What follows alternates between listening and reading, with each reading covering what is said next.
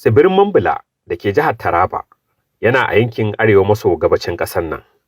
Yana ɗaya daga cikin wuraren da ke da matuƙar kyau da burgewa da za ka iya zuwa domin yawon buɗe ido.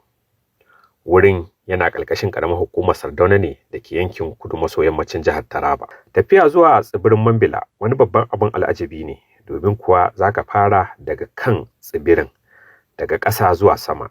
Sannan za ka yi tafiya kamar ta tsawon minti 25 zuwa 30. Daga nan za ka fara ganin yadda tsibirin ke da matuƙar ƙayatarwa. Akwai duwatsu da tsibirai da koren ganyayyaki da fulawoyi da suka lallaɓe duwatsu. Za ka ga abin gwanin ban sha'awa. Idan ka isa ƙololuwar tsibirin, za ka ji kana shaƙar wani iska mai ratsa jiki da za ka riƙa jin yana haifar da wani ƙamshi na ban sha'awa. A lokacin ne za ka tantance irin baiwar da Allah ya yi ma Najeriya da nahiyar Afirka baki ɗaya. Tsibirin Mambila ya kai tsawon kilomita 96 a zagayensa baki ɗaya. Yana da faɗin kilomita 40, kuma yana da magangara da ta kai zurfin kusan kilomita 9. Sannan yana da faɗi da ya kai murabba'in ƙafa 9,389 a zagayen shi. Sannan yana da tsawon hawa da ya kai kusan ƙafa 1,600 daga doron ƙasa ya zuwa sama. Sannan wani babban tsibiri ne da za a iya cewa yana ɗaya daga cikin manya-manyan tsibiri a Najeriya baki ɗaya. Wani abin al'ajabi, akwai 'yan garuruwa da ke ɗauke da mutane da ke zaune a saman tsibirin da nisansa da ƙasa ya kai ƙafa 1,828 daga ƙasa. Wasu daga cikin duwatsun da ke kan tsibirin sun kai tsawon kusan mita 2,000, kamar dutsen Jabbal Wali da ya kai kusan tsawon mita 2,419, inda yake da nisa daga doron ƙasa, wanda shine dutse mafi tsawo a Najeriya, kuma dutse na biyu a mafi tsawo a yankin Afirka ta Yamma idan ka cire dutsen Kamaru. Wannan yanki yana da matuƙar ban sha'awa, wanda shine yanki mafi kyau da yanayi da son zuwa domin ganin an buɗe ido a Najeriya baki ɗaya. Yanki ne mai tsananin yanayi mai ban sha'awa, wanda yake da dausayi abin burgewa.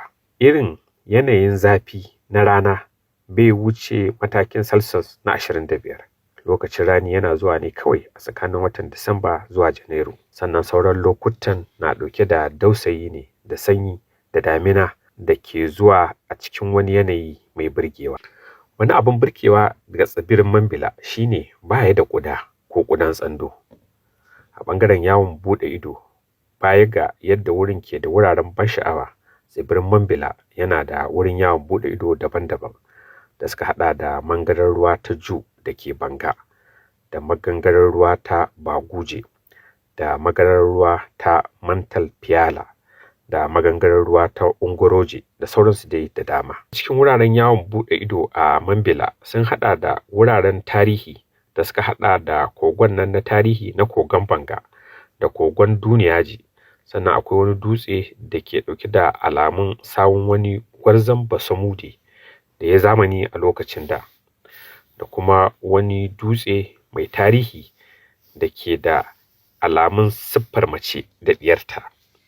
A ɓangaren bunƙasar tattalin arziki kuwa, Allah ya albarkaci tsibirin Mambila da yanayin ƙasa mai yalwa da ake noma amfanin gona daban-daban da abubuwa da suka haɗa da ayaba, inda za ka ga gonar ayaba bila adadin, da plantain, da goro, da iccen pears, da koko, da iccen kofi, da sauran itatuwan marmari da ake noma a wannan wuri. Sannan akan noma abinci da suka haɗa da masara, da za a iya cewa ana noma masara sau biyu ne a damina a wannan lokaci. Babban abin da ya fi samarwa yankin Mambila bunƙasar tattalin arziki shine ganyen shayi. Irin yadda ake noma ganyen shayi a gonaki daban-daban a yankin Mambila ya sa aka samar da kamfanin sarrafa ganyen shayi a wannan yanki. Wannan ne ma dalilin da ya sanya aka sanya Najeriya cikin ƙasashen da ke samar da ganyayyakin shayi a duniya. Yadda ake samun tsawon lokacin damina da kuma yadda suke da ƙasa mai yalwa da ciyayi da ke fitowa ko'ina bila adadin, ya sanya kiwon dabbobi ya zama wata babbar hanya ta bunƙasar tattalin arziki. inda suke noma shanu da tumaki da sauransu da dama.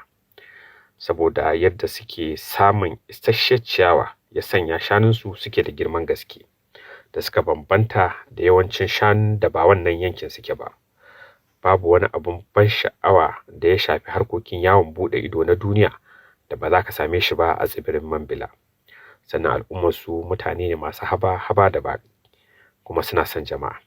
Saboda haka ka tabbatar da ganin ka ziyarci tsibirin Mambila a matsayin ɗaya daga cikin wuraren da za ka samu ka ziyarta a tsawon lokacin rayuwarka, saboda wuri ne na ƙayatarwa da yawon buɗe ido a nahiyar Afirka baki ɗaya.